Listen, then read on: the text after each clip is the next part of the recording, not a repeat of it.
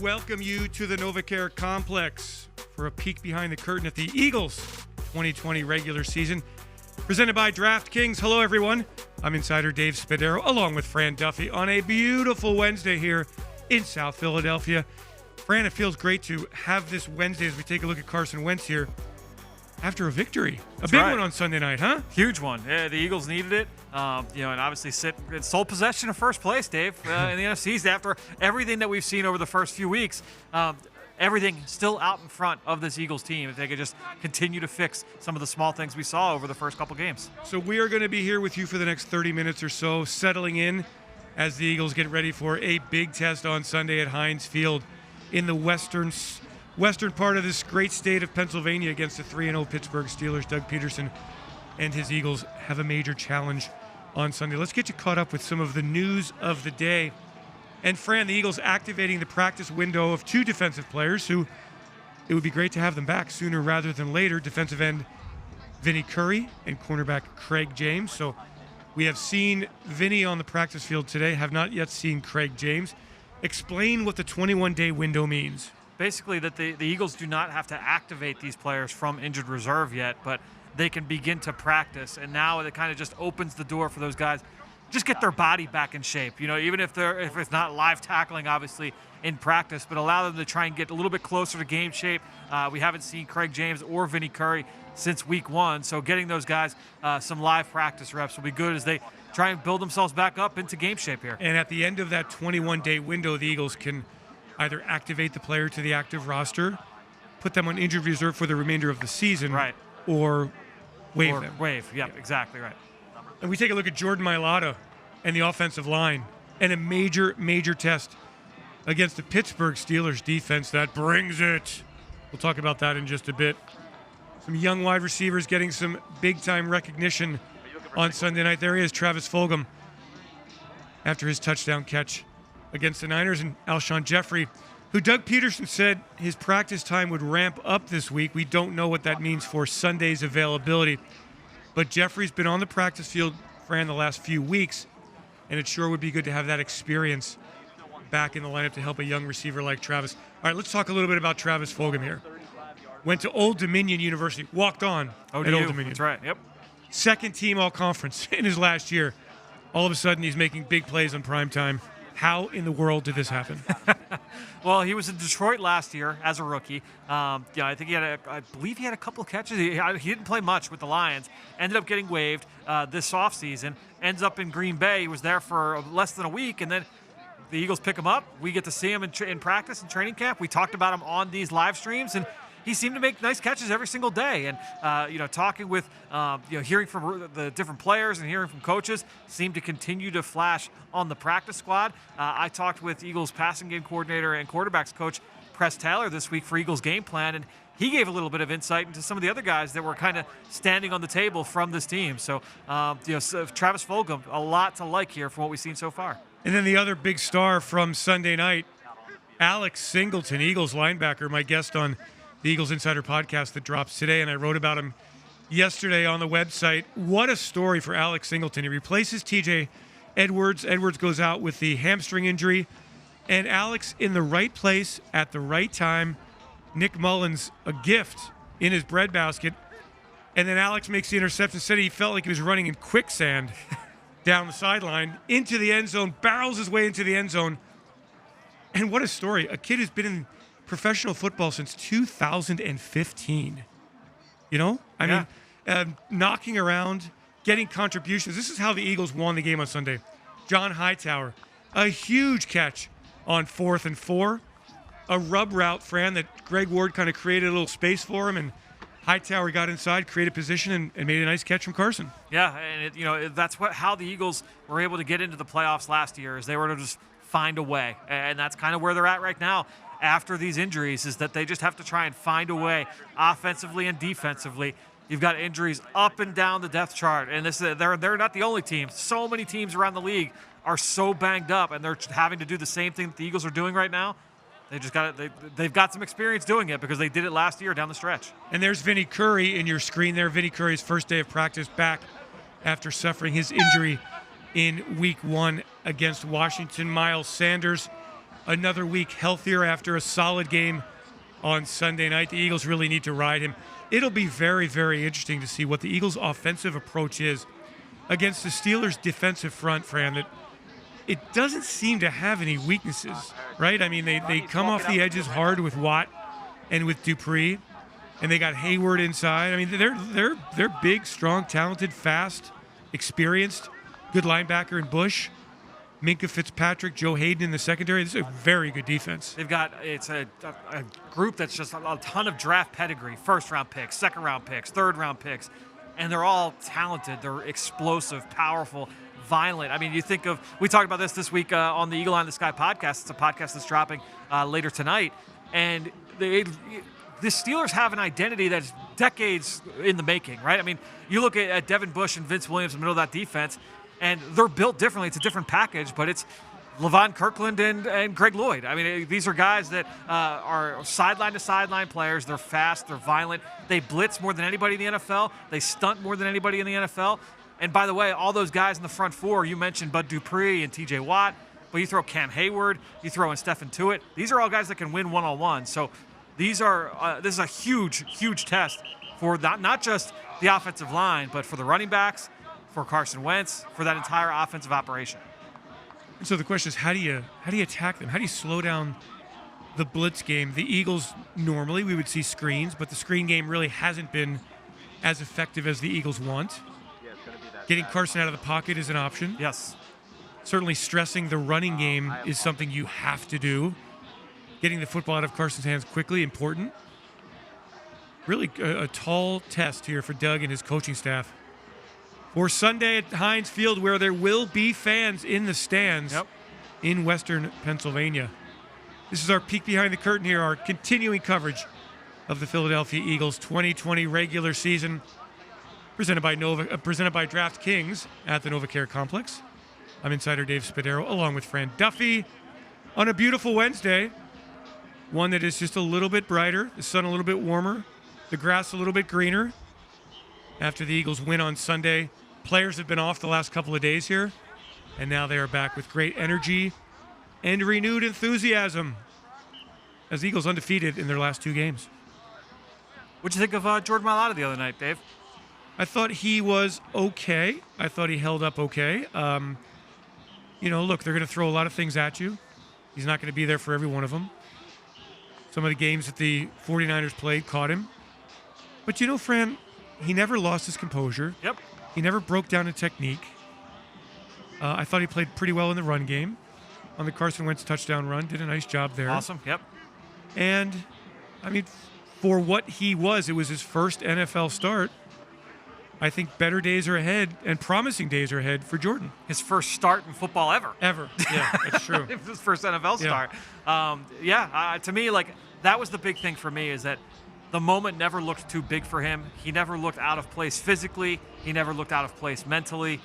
That is a huge sign, because it's not like he came out and looked like, throw a gold jacket on him right now. He never looked out of place, and for a guy that with his limited reps, that was a really good sign for the future.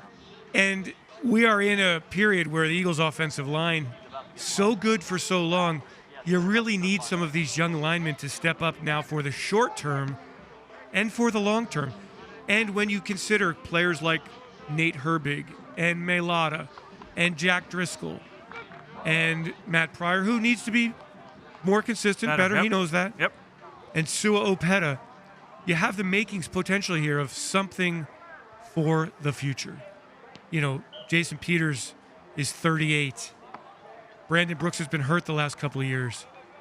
Jason Kelsey will be 33 this year. Lane Johnson is in his 30s. At some point, you have to get this next wave of linemen coming. As I wrote on Monday, I think this group has shown that there is some promise for the future. There have obviously been a ton of injuries, not just on the offensive line, but around. As we see DeSean Jackson taking some punts, it's good to see him back in practice. There's obviously been a lot of injuries, and usually we would see these young guys in the preseason, and that would be the tape that we would have to fall back on. And obviously internally, the coaches, the personnel staff, they see these guys every day in practice. But when they try to make these decisions long term, hey, what is Jack Driscoll going to be for us? Not just this year, but in 2021, 2022, 2023. Same thing for Nate Herbig and for Jordan Mailata, all those guys. Now you get these live game reps. They can try and see if they can make a little bit more educated decisions on these guys now that you've got extensive action. That's the kind of, if you're looking at the bright side of these injuries and all these guys kind of being thrown into the fire, that is certainly one. And the big question here, Fran, is the only question is, how do the Eagles keep it going and beat the Steelers? What is the formula? Let's talk about the defense first.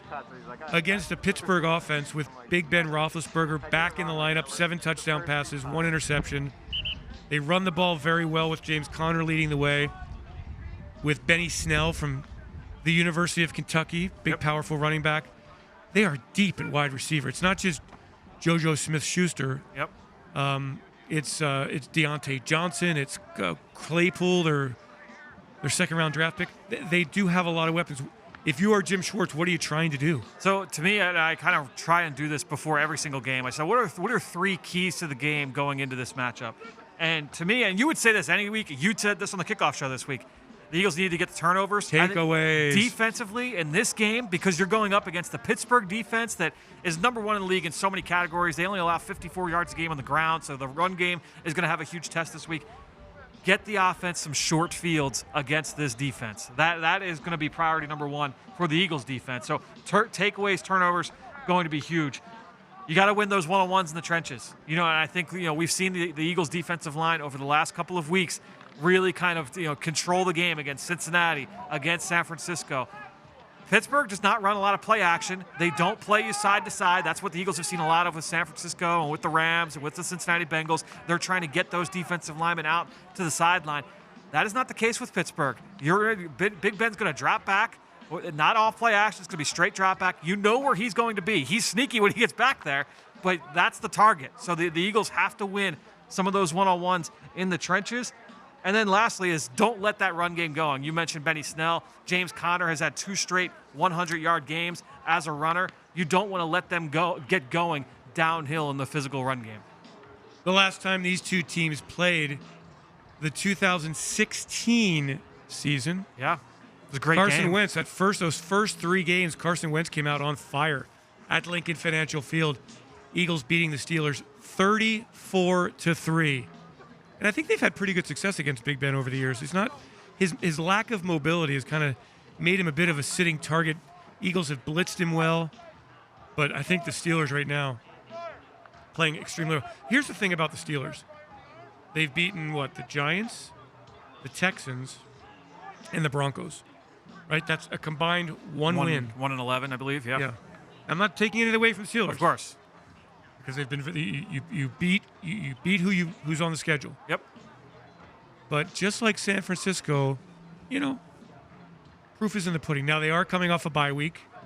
They feel that they're getting the rooked by the league in a sense, that they've got to play 13 straight games, having had their bye week moved to last Sunday, a COVID-imposed bye week because of the outbreak of COVID in Tennessee. So they're a little steamed, but they do come in rested. They do. Yeah, and to me, I think when you look at this game, when we saw the news last week with what was going on in Tennessee, you certainly had to think, all right, well, how is this going to impact the Eagles in their Week 5 matchup? And Pittsburgh getting the unexpected bye week, you look at that both ways and say, yeah, and they're looking at it obviously with now we got to play 13 straight, but that doesn't matter for the Eagles right now in Week 5 because they're coming off a week of rest. And so while Pittsburgh might be looking big picture, on this side we got to be looking at it. Look, they're going to come in ready in game shape. They've got 2 guys total on injured reserve or opt-outs. They're playing with a full deck right now in Pittsburgh. I could probably count on one hand how many teams in the NFL are playing with as full a deck as Pittsburgh is right now. So, if they want to talk about how they're being impacted by, what's transpired over the last week, I would say they are the team that's been least scathed by the shortened off season and things of that nature. Well, whatever they're doing at Pittsburgh, they're doing it well early in this 2020 season. We welcome you to the NovaCare Complex on this Wednesday. Our continuing coverage of the Philadelphia Eagles 2020 regular season presented by DraftKings. A beautiful, sunny, warm, albeit windy day here in South Philadelphia. And the Eagles looking to stay on the winning side After a tie against the Bengals and a win against the 49ers, Eagles take to the road for Sunday's 1 p.m. kickoff against the Pittsburgh Steelers, the 3-0 Pittsburgh Steelers. That game broadcast on Fox Television. I'm insider Dave Spadaro along with Fran Duffy. News of the day, the Eagles activating a 21-day practice window for defensive end Vinny Curry, as well as cornerback Craig James. So within that 21-day period, the Eagles can activate those players, put them on IR, or release them.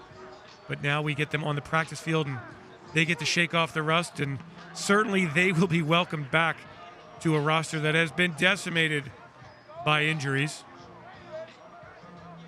I mean, yeah, it does make a big difference, really. Yeah. But look, we all knew this going in, friends, that the practice squad would be so very important.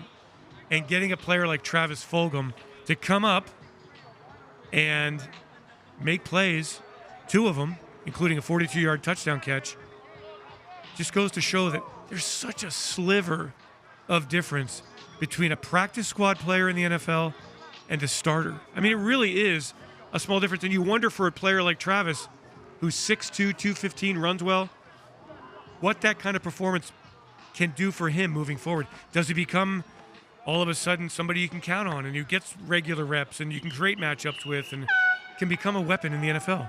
I'll tell you what, Dave, like you look around the NFL, you realize that there are very few players that are, not impacted by the scheme, the situation, the opportunities. Such a large amount of players are really, they are dependent on the scheme that they play in, the players around them, the opportunity to be able to make plays. And, and to your point, what separates Travis Fulgham from a guy that, you look at any team in the division and say, like, all right, yeah, like he can come in. He's got the opportunity now. He's able to go out and make that play on a 42-yard catch under the lights on Sunday Night Football. Like, yeah, you see those stories all the time, and the Eagles have seen a few of them over the last couple of years. Do we see Craig James in there anywhere?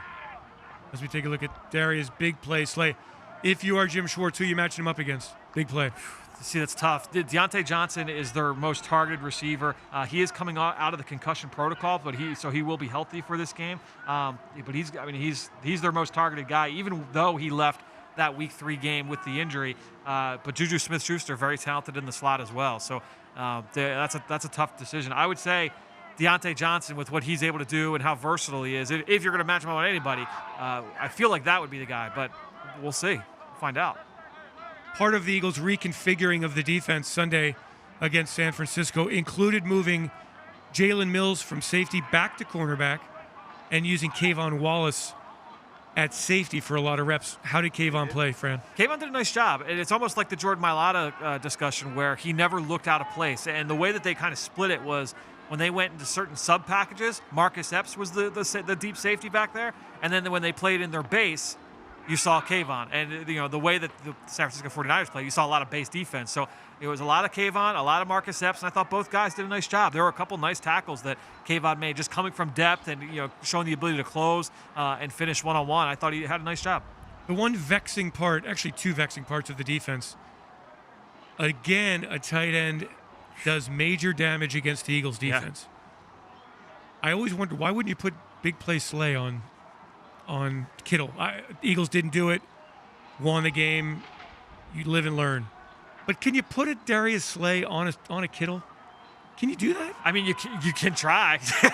The thing is Kittle, he's one of those guys. Remember I mentioned there's not many guys that are not dependent on scheme and situation. Kittle's one of those guys. He's one of those blue chip players that that the Eagles did everything. I mean, they threw linebackers at him, slot corner, safety. They played zone coverage. They did all kinds of things. We see Craig James there on the screen, so we see him back at practice, which is good to see.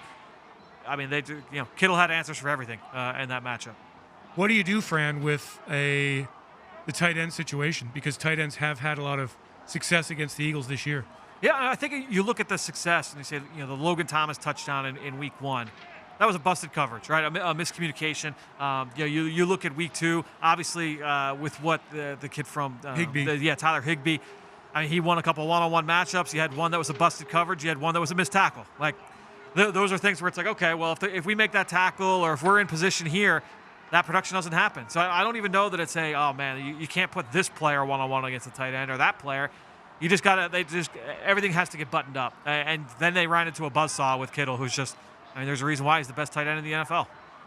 Second best tight end behind Zach Ertz. Fair. Eagles' defensive line has come up huge in these last 2 games. So it's no coincidence that the Eagles are 1-0-1 in those games.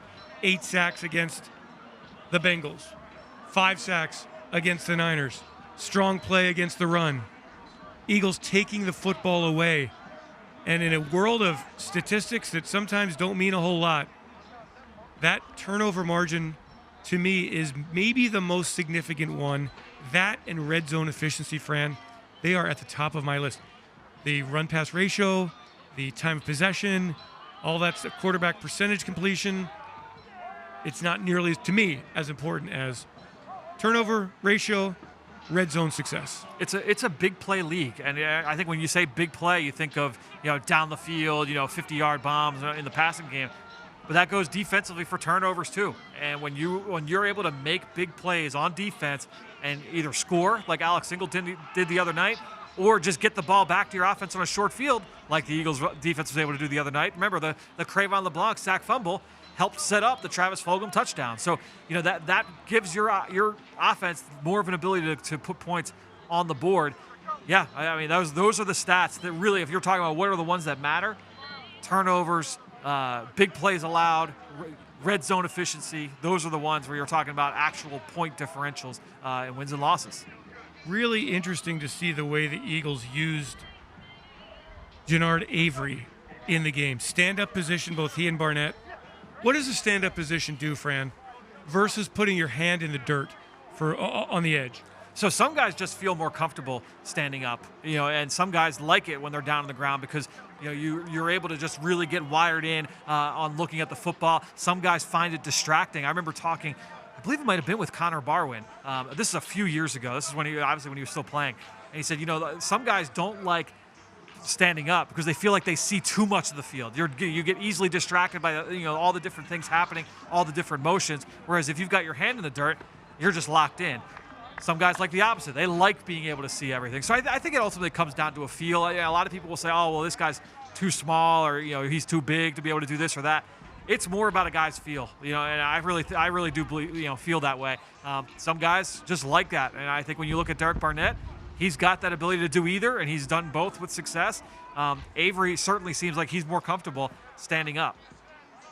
But then you get Javon Hargrave comes back into play, and you're getting great play from Malik Jackson, who Jim Schwartz yesterday was extremely complimentary of. It's all really interesting to see. And by the way, for all of you who are interested in Eagles content, you know about our podcast, Fran and I, with the Eagle Eye in the Sky and the Journey to the Draft, and the Eagles Insider podcast. We also urge you to subscribe to the Eagles Update. It's a daily podcast. It's a 3-minute podcast, short recap each day of the headlines, the big picture of the Philadelphia Eagles. Please do so. Help us out here and help yourself out. Stay in tune with the Philadelphia Eagles every day. Our Eagles Update, found where all your podcasts are found. And what's cool about that too, Dave? Because it's like a little short podcast, you can literally start your day and go to like your Alexa or any of those smart devices, right? And just say, hey, play Eagles Update. And it will go and it will play your update. And you get your news right away as you're starting your day. You're getting ready. You're brushing your teeth. It's a great way to just get things going. And you can find all of our podcasts on those devices just the same way. It's called the Eagles Update. Subscribe now. We're here at the NovaCare Complex.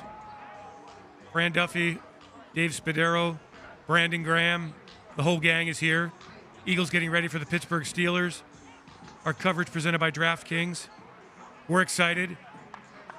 No matter what you say about the Philadelphia Eagles and the NFC East, this team is in first place. As DeSean Jackson showing some burst there. I think it's so important to get DeSean healthy and right and get him in there for some consecutive weeks here. It's been so frustrating here, Fran. The big game to open the 2019 season, and then we just haven't seen a whole lot of DeSean Jackson. Yeah, and that's the thing and we haven't seen like that deep ball yet, right? We've seen a few catches, in the intermediate areas of the field. We've seen the 20-yard comebacks and the quick slants and some screens. We just haven't seen that deep ball to D-Jack. So hopefully he can get healthy and we can see him catching some of those passes soon. J.J. Arcega-Whiteside returning to practice as well today. We'll find out as the Eagles get closer to Sunday who will be in uniform. It's always seems to be a weekly guessing game through the first quarter of this 2020 season. Let's take a look at DeSean Jackson, one of the most natural pass catchers I have ever seen, and certainly one of the best ball trackers on deep throws in the history of this game. I guess the question would be, would you consider at some point here DeSean Jackson a Hall of Fame candidate? I mean, I think if you look at what he's in terms of like the big play touchdowns, we've talked about this in the past, where you have like Darren Sproles and his all-purpose yardage. I'm pretty sure D-Jax is he number one in NFL history, or is he number two in NFL history in terms of plays of like over 40, 60 yards? 60, he's number one. I don't know. I mean, he's one of the best big play threats in the history of the game. Yep. So I mean, if and 3 Pro Bowls, 4 Pro Bowls. I believe so, yeah. Probably not Hall of Fame material. He's right on the edge, but if he can do this for a couple more years and stay healthy and continue to get produce. Healthy, not stay healthy. Yeah, get healthy. Fair point. Get healthy and then stay healthy. Yes, get healthy, stay healthy. Miles Sanders, people wondering why was Miles Sanders not on the field at the end of the game? Well, we see him in uniform today. That's a good sign. No injury concerns. Eagles using some other personnel late in the game at San Fran. A little Boston Scott, little Corey Clement, and you're seeing DeSean track over the left shoulder there, as he does so effortlessly here on Field 3 at the NovaCare Complex. Glad to be with you today. Glad to be in a really great mood today as well after a victory. It is amazing the difference. If people don't think that there's a connection between happiness and a Philadelphia Eagles victory, well, then you're just not thinking. That'll do it for our coverage today of the Philadelphia Eagles 2020 regular season of practice here at the NovaCare Complex, brought to you by our friends at DraftKings. We thank them very much for being part of it. We thank you for joining us. We'll be back next week with more. Make sure you're with us throughout the day and throughout the week, and of course all day on Sunday as the Eagles take on the Pittsburgh Steelers at Heinz Field. Our kickoff show presented by Exalta begins at 12:15. Please join us, and then join us for the postgame show presented by Rico from Heinz Field. I'm Eagles insider Dave Spadaro along with Fran Duffy. Thanks everyone for spending some time with us today. Have yourselves a great Eagles day, and fly, Eagles, fly.